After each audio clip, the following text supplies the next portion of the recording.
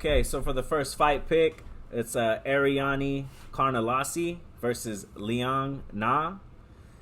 And we're going to start off. Ariane Carnelossi, 12-2, fighting out of Inside Muay Thai. 28 years old, 61 and a half reach. She's last fight coming up against Angela Hill. She got stopped by a mean uppercut, loss.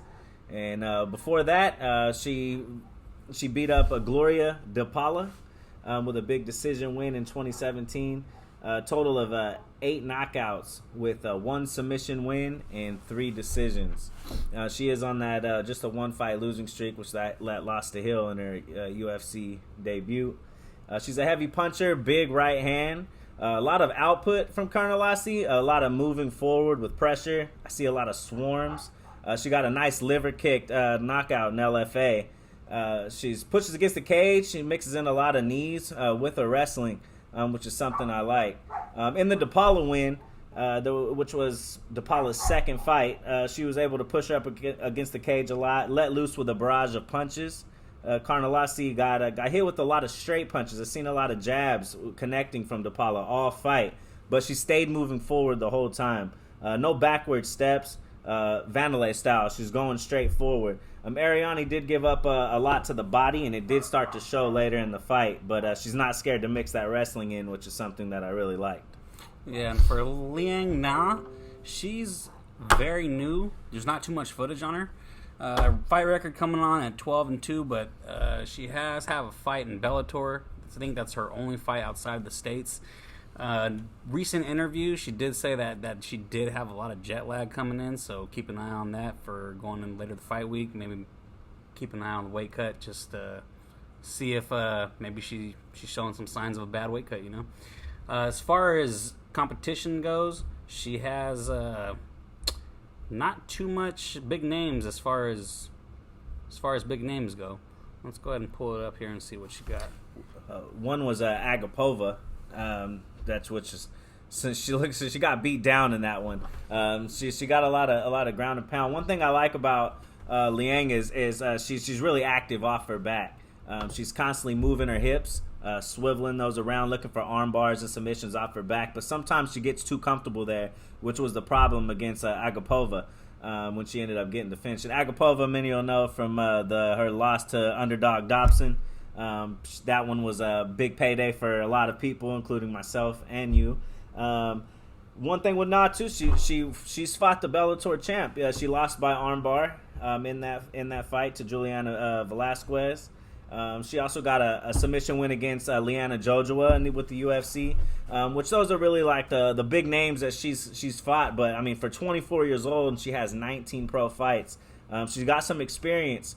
But I just think that Carnelossi is going to be a little too much for her. Yeah, as far as going into the fight, she usually looks like she relies on a lot of her strength. If she's not the stronger girl in there, she looks like she's getting pressured and beat up pretty much. Like Mark said here in that Agapova fight, she was eating some nasty ground and pound from top. And when she was eating it, it was like deer in headlights. Pretty much after that, her gas tank was gone, all in the first round. So that's something to look for. And Carnelossi, she's a little bulldog. She keeps coming forward. She does not stop. Third round, she's still there. I was watching one of her fights in the third round. She still had the power to pretty much bulldoze her opponent coming forward, just throw him off to the side with pretty much no regard. It was pretty much effortless for her. As far as that goes, the line looking like... We got Carnelossi at minus 200. And Liang is a plus 160, which I think that's right where it should be. I mean, I definitely think there's a possible submission that's out there for Liang. But if it's my bet, I think it does end up on the floor, and we get Carnelossi with a ground and pound win. So I mean, if you're telling me to pick, I'd definitely go with Carnelossi.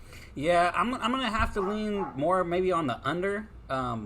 Liang, she is one of these girls coming out of the Chinese combine from the UFC that they have going on over there.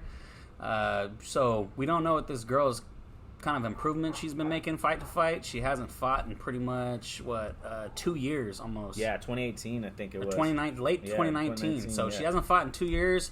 Usually when these young fighters All right, so going back here, I would maybe go to the under. You never know what's going on with these kind of fights. This low level women's fight.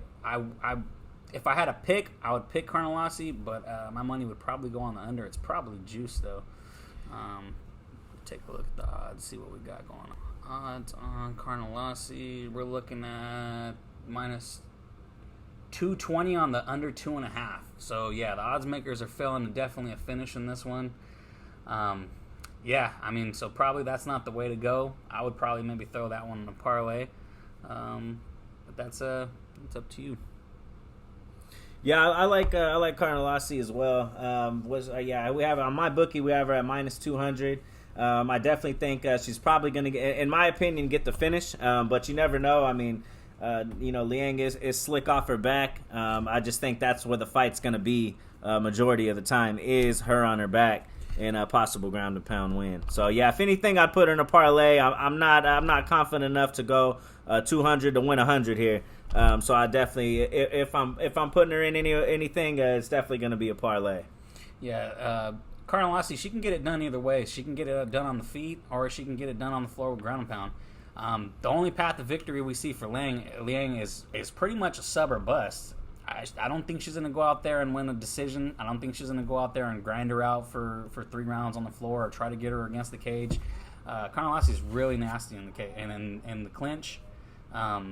So yeah, we'll see what happens with those girls. It's going to be a good one. It's going to be, I believe, it's the opener. Yeah, it's the first fight of the night. So yeah, hopefully it does start off and kick off a great card.